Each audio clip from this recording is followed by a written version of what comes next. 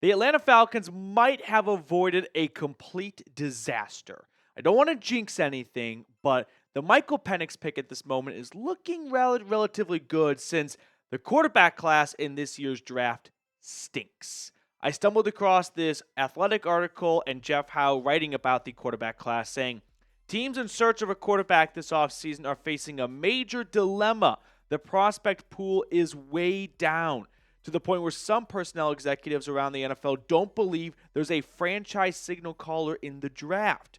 Jeff also wrote, over the past month, numerous front office sources echoed a common refrain to The Athletic.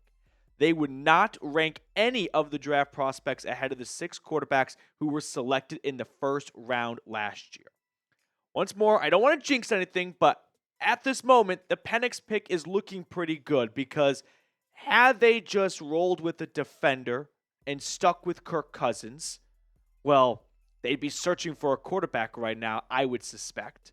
I doubt they'd want to run it back with Kirk. Like, imagine if it was Kirk Cousins and Taylor Heineke as your quarterback room. Maybe you don't make the move to Heineke since you don't have anything long-term with him. With Penix, you did, but you'd be right where the Browns and the Raiders and the Giants are, which is searching for a quarterback and it not being a good quarterback draft class. So, on one hand, as someone who was not a huge fan of the Penix pick back in April, I'm probably eating crow soon. But on the other hand, the reasoning why they made the Penix pick still isn't, I would say, checking out, but it's not lining up for the logic they had in April. However, if Penix turns out to be a complete stud, who cares what the original plan was?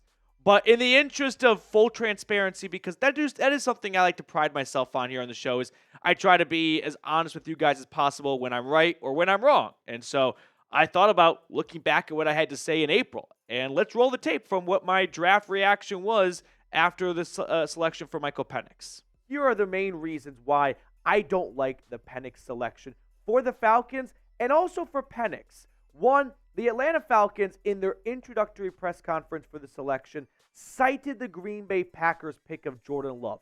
That is flawed for a lot of reasons. One, the Atlanta Falcons just spent $180 million on Kirk Cousins. If they liked Penix so much, why spend $180 million on a quarterback when you can spend it on Danielle Hunter, Christian Wilkins, and then go get Penix top 10 in the draft? To me, it's a misallocation of funds, and it doesn't really signal that you feel like your team is ready to win right now. If they were ready to win right now, you'd spend a top 10 draft pick at a position of need to complete your roster, not start picking for the 2026 Falcons.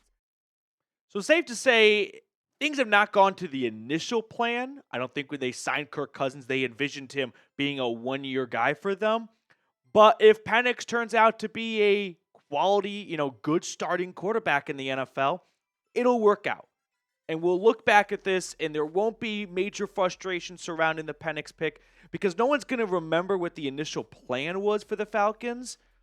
And I don't want to be the but actually guy just so I can say I'm half right. Like, if Penix turns out to be an awesome quarterback for the Falcons, I will have my hand up and go, yeah, I'm the first one to say I was wrong about it. Not because I didn't like Penix as a prospect. I made that abundantly clear in every single draft video I did. I was high on him as a quarterback. I just never aligned with the Falcons' timeline and their plan. And if they wanted Penix from the beginning, then just draft Penix and then use that money on a defensive player, which, looking back at it now, they had just taken Penix at 8 and then signed Danielle Hunter. I'm thinking that's a team playing in the playoffs. So that part is a little bit of a bummer, but that's a big what if and we'll never know. Now, when it comes to Penix, I do want to get your thoughts on this. Are you all in on him?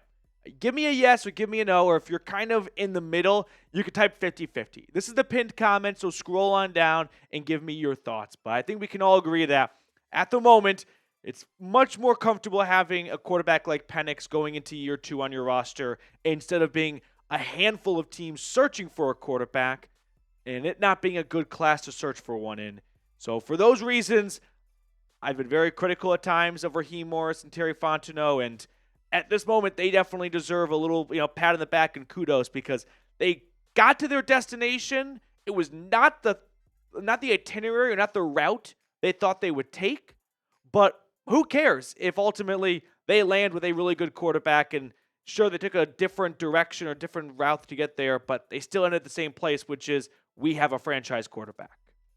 Now, I'm kind of bringing this up in connection with a video we put out on Saturday, and then I talked about again yesterday, which is Mike Green, the Marshall edge rusher, who had a phenomenal appearance at the Senior Bowl. He blew up the Oregon right tackle, Josh Connerly, and someone commented on yesterday's video when we talked about Saturday's video saying, you should give credit to those that were on it from the get-go. So yeah, why not?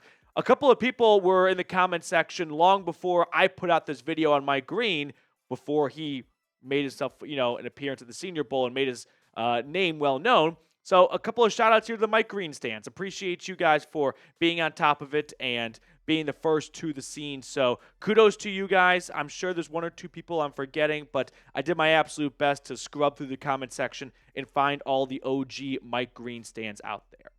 Now, next up on the show, I just want to go over some of the Senior Bowl standouts, players to file away in the back of your mind. I'm not here to say, like, the Falcons should draft this guy or this is the mock draft of my lifetime, but just so you have a few more names to watch for as we get closer and closer to April.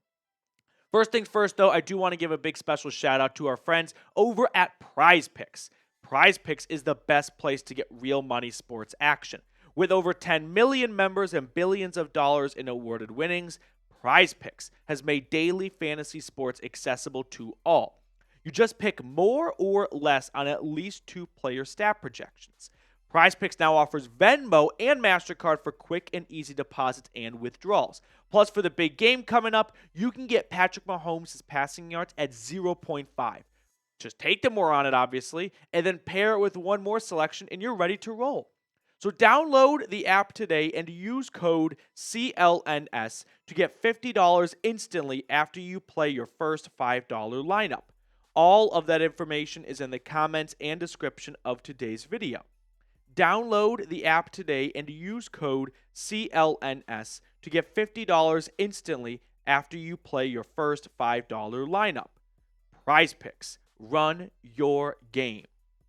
So let's run through some of the Senior Bowl standouts. I came across an ESPN article that highlighted a couple of players that I wanted to relay to you. Starting with Arkansas's defensive end, Landon Jackson. The first thing that jumps out to me about Landon is Landon. He's ginormous. He's 6'5", 273 pounds. You talk to any scout, you talk to anyone who's close to the draft, and you bring up the Arkansas edge rusher, and the first thing they're going to say is his presence is hard to miss. So if you are looking for not a physical specimen because he doesn't quite have the athleticism, the burst, and the speed, but if you want someone who is going to anchor down the defensive end spot, Landon's your guy. He does have a high motor. There's a lot of effort and a lot of energy that goes into his plays, and it clearly shows when you watch Arkansas football. And last year for the Razorbacks, 10 tackles for loss, 6.5 sacks, a forced fumble.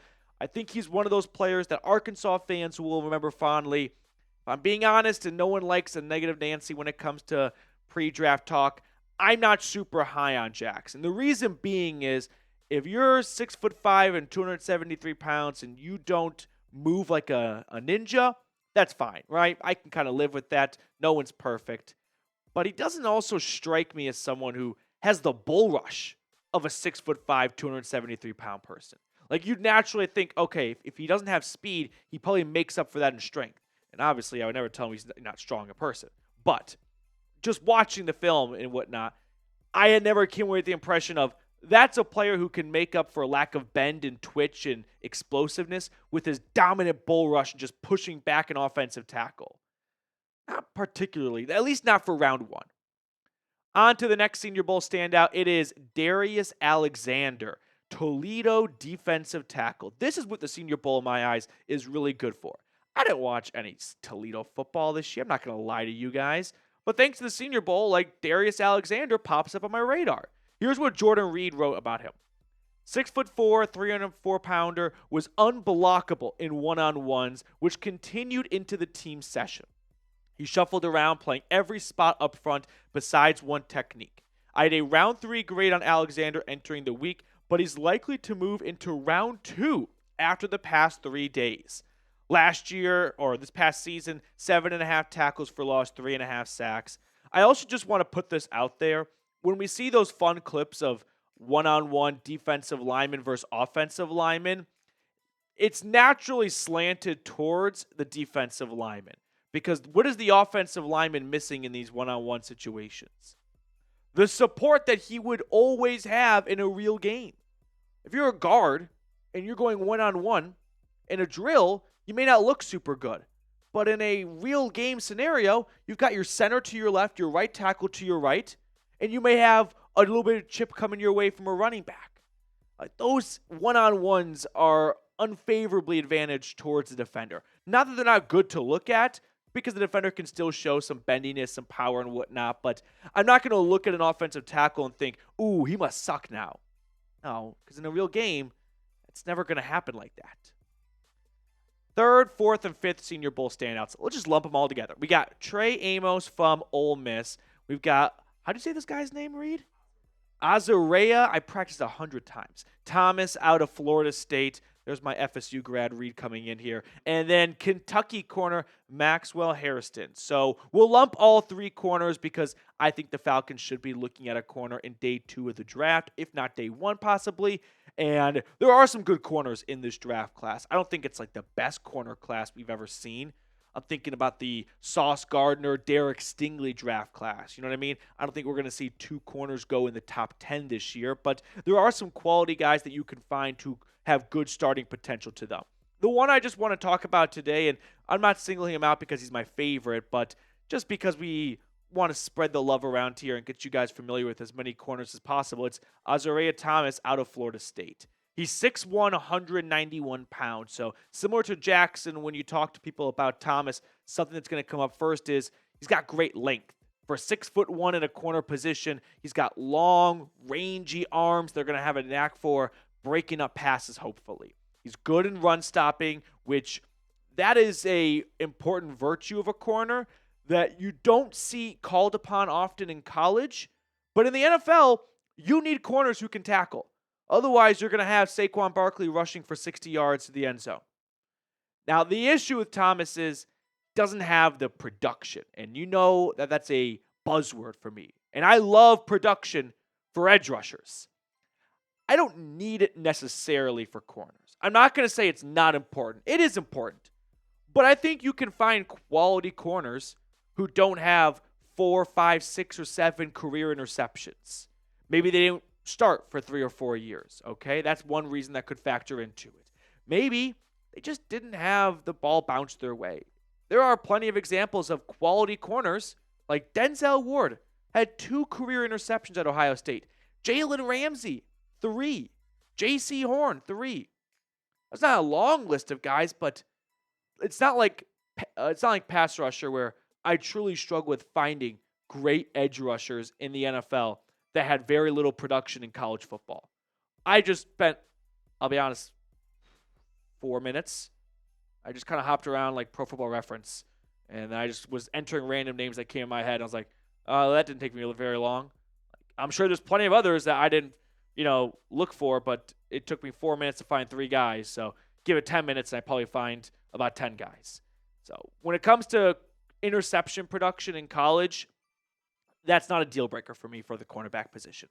It's important, but it's not a deal breaker. Whereas for me, production at edge rusher, that's a deal breaker in most cases. And I say most cases because sometimes I just let myself fall in love with, great athletic traits and thinking like, well, this is the guy that you can mold into it. But no, what's going to end up happening is you'll look back and you go, the Falcons picked a track star to play football. Before we sign off, name a random Falcons draft pick. Has to be a draft pick, like Matt Hennessy. I want a random Falcons draft pick down below in the comment section.